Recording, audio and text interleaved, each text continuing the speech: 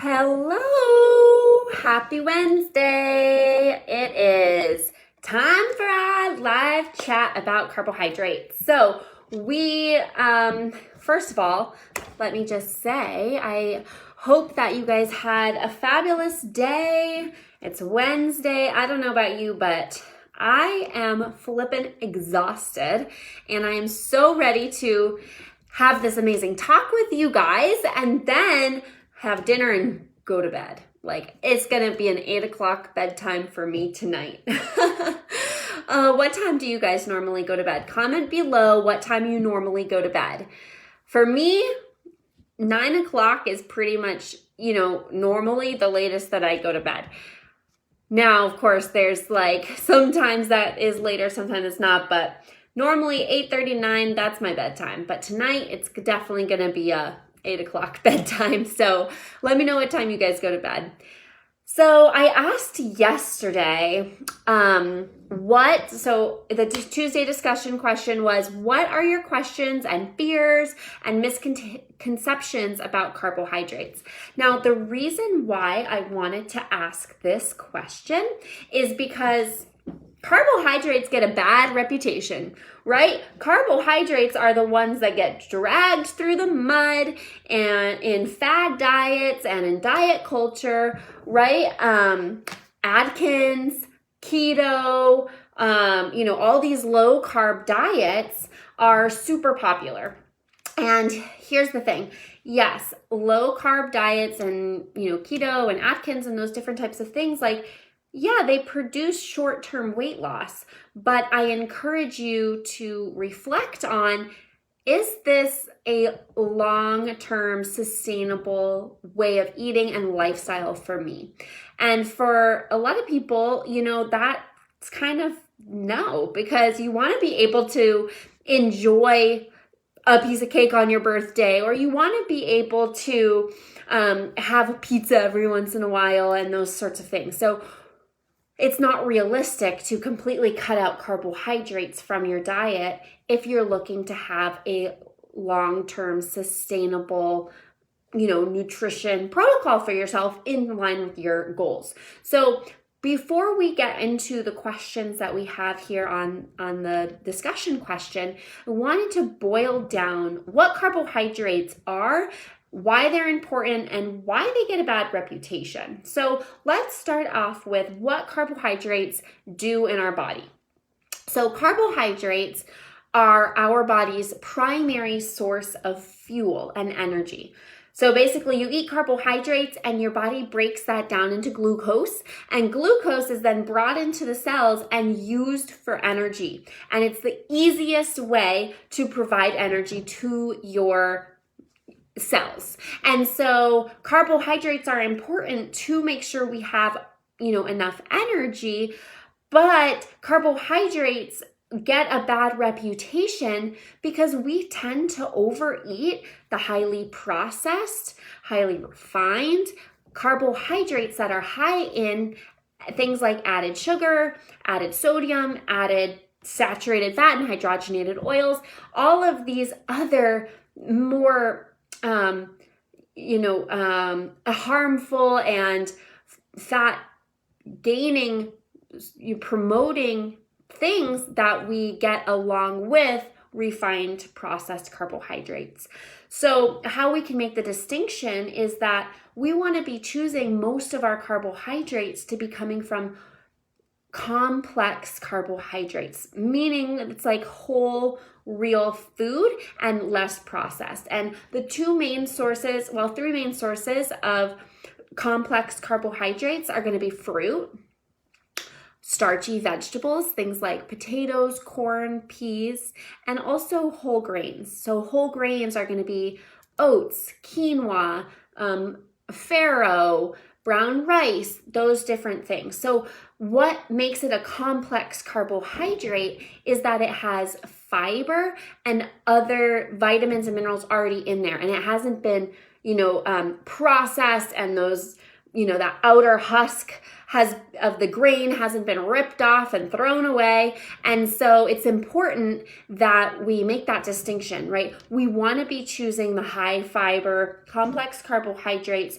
not only so we get the carbohydrates and the energy, but so that we get the fiber for the satisfaction and the fullness and for the gut health, okay? So I'm not here to say that you can never have processed refined carbohydrates, but I just want you to be aware of the difference, and that we do want to be choosing mostly our complex carbohydrates, not only for body composition and fat loss and those sorts of things, but also for your health, for your gut health, for your blood work, for your heart, for glucose control, all that good stuff. So carbohydrates are necessary, all right? So now that we've got that out of the way, let's go ahead and go through the questions that we got on the discussion question. So first one is, what vegetables have the highest carbohydrate content? So that goes along with our question, what I was saying earlier about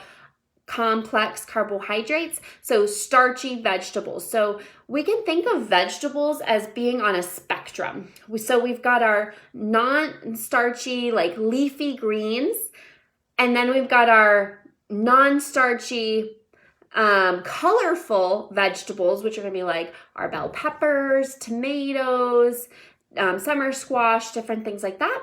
And then it goes to colorful, starchy vegetables, sweet potatoes, peas, corn, stuff like that. And then the last one is non-colorful, starchy vegetables. So that's where our white potatoes are.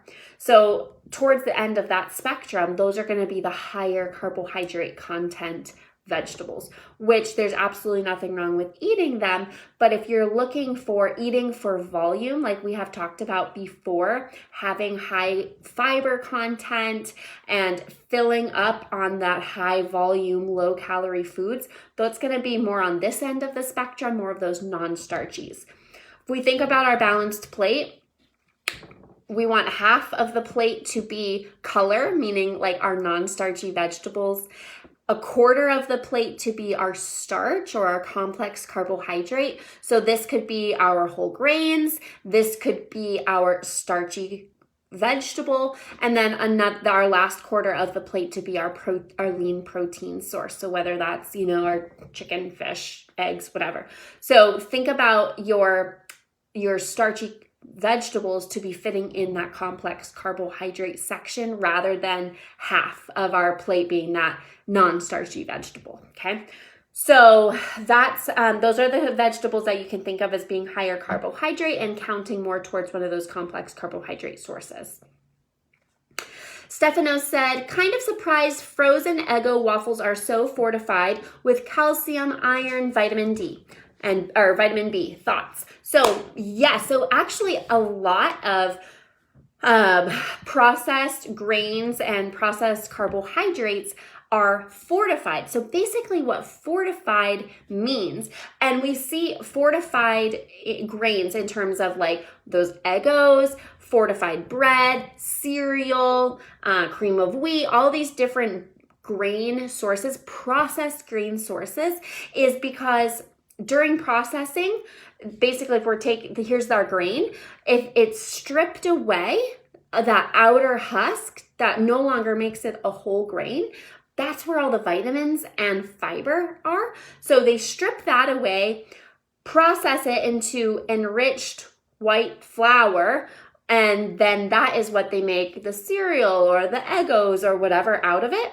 And then they fortify by putting back in another form of vitamins. Now, they do this because they have more control over the content of the vitamins and the minerals, and it actually creates a longer shelf life by having a refined grain to use as the base. And, for most people, that's kind of what they're used to. It's more palatable. It's more, enjoyable to have that, softer white bread, white grain, refined sort of product. And so Fortification is actually regulated, and so that's how they can have on the outside like good source of calcium, good source of iron, like different things like that. And a big piece of it is to help children not be deficient, because kids eat a lot of cereal and Eggos and bread products and those sorts of things. And so in order, as like a national health, almost like a public safety thing, they make sure that they're fortified to help the kids. And so it's not a public health safety crisis that all these kids are deficient in iron and vitamin B and those different types of things. So I hope that that was a little long-winded, but I hope that clears that up. So fortification is of processed, refined carbohydrates and grains in order to put those vitamins back in that were stripped away from that whole grain source. When you choose a 100% whole grain, then those vitamins and minerals are still intact and still in that product. Okay, Rochelle says, have always been told that carbs are bad and to eat low carbs, and she's learning that this isn't 100% accurate. Yes. So like I had said at the beginning, kind of ran through why carbohydrates are important, especially if you are somebody who is active and is exercising. You need to have carbohydrates to fuel that exercise. And so, we have to break away from the idea of carbs are bad. We want to be choosing the right carbs and, being strategic in terms of our portion sizes and pairing it with protein and different things like that. But we don't want to have that blanket statement of all carbs are bad. And so that way of thinking didn't happen overnight. It's not going to go away overnight. So just be patient and kind with yourself and recognize when you have these thoughts, and let's work on reframing them to say, okay, I know that this is how I think before, but I know I need carbohydrates because I'm working out and I'm moving my body and I want to fuel that performance. Here's the other thing. Our brains need carbohydrates. I don't know if you've ever been super low on your carbohydrates, but you experience a brain fog. You are like, so when I was prepping for my bodybuilding show in 2017, towards the end, when those carbs are really, really low, I'll tell you what, it was hard to kind of like think as clearly as I needed to, because your brain actually requires a minimum of 130 grams of protein to, function properly. So that is really interesting, and keep that in mind that your brain is a muscle that needs to be fueled as well. Okay. So Heather had a great question about gluten. So she says, I heard those with Hashimoto's are to avoid it, but others say we don't have to. So I was actually reading on this question and I found it very interesting, and I didn't have much experience or knowledge about it. So I found this really amazing research study that I'll go ahead and link in the comments when I'm done with the video. But basically, Hashimoto's is a thyroid disease. It's an autoimmune disorder that attacks your thyroid. A lot of people with Hashimoto's also have a lactose intolerance. The majority of people have a lactose intolerance, which means they have to, eliminate and reduce that from their diet. And celiac disease is also very common in Hashimoto's, which is why some people say to eliminate gluten, because celiac is the allergy to gluten, while some others say no. So if you have Hashimoto's, what I recommend doing is getting your blood test for celiac. And if you have celiac disease, then yes, eliminate gluten. If it comes back and you don't have celiac disease, gluten is not going to harm you, and it's not going to necessarily improve or decline or, make worse your symptoms. What nutrition protocol is most helpful for people with Hashimoto's is the anti-inflammatory diet, which is basically high in fruits and vegetables, low in saturated fat, high in healthy fats, things like avocados, nuts and seeds, olive oil, those sorts of things, okay? We can talk more about that another time if that's something of interest.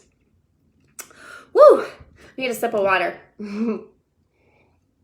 Okay, the last question that we have here says, I was taught, from Amy. Welcome, Amy.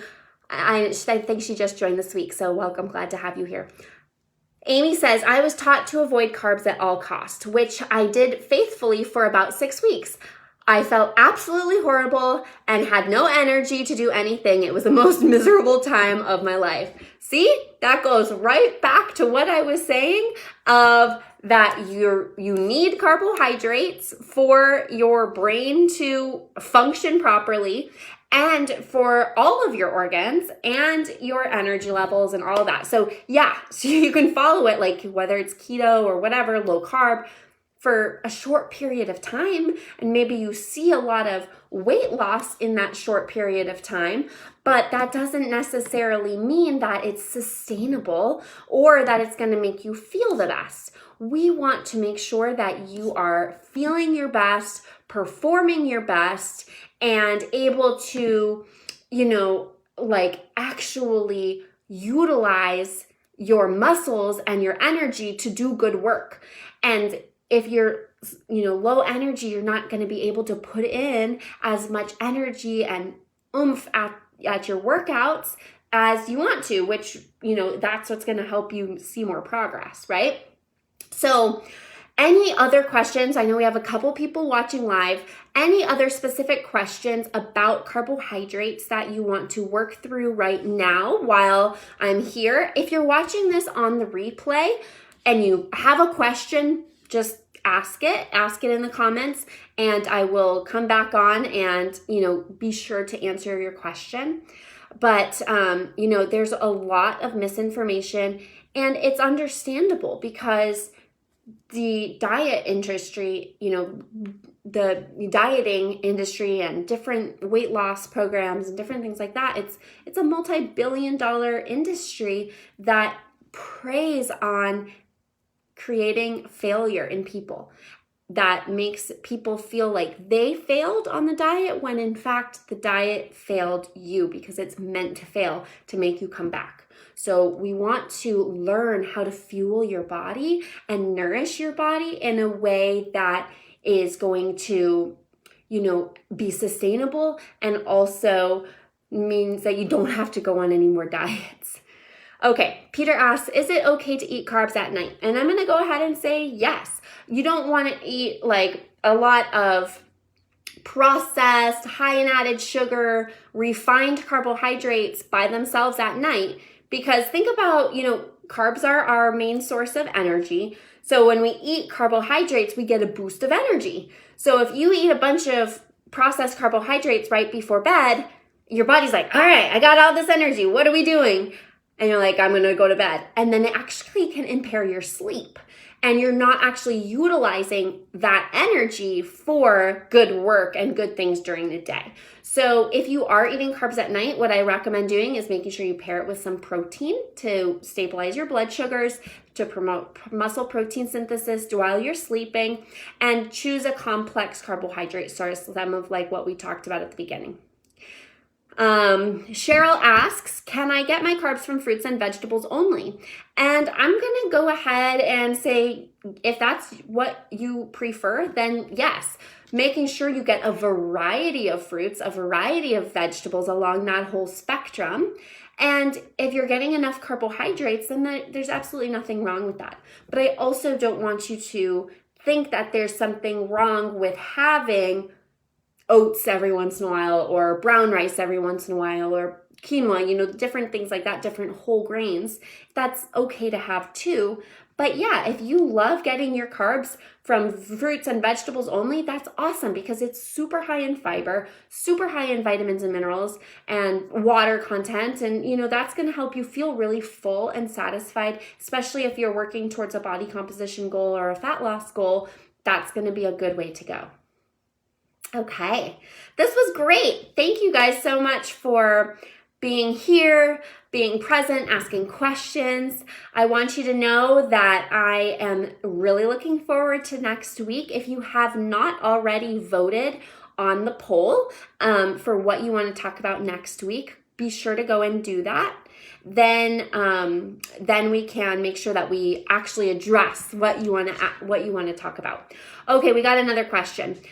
Should I have my carbs before or after my workout? Well, that's a great question. So let's think about what carbohydrates do in the body, right? They provide fuel and energy. So it's actually a very good idea to have some carbohydrates before your workout so that you can fuel that workout. And then after your workout, you want to make sure you have some protein to replenish and repair your, the damage that you've done to your muscles during that workout. But you also want to get some carbohydrates in there to top off your glycogen stores. And basically glycogen is the stored form of carbohydrates in your muscle. So that being said, I actually do have that performance nutrition quick guide. And if I have, different pre-workout protocols and snack ideas, intra-workout recommendations, and as well as post-workout nutrition. So if you haven't already gotten your copy of that free performance nutrition quick guide, comment on this video and I'll be sure to send it to you. Okay? Woo! This was good.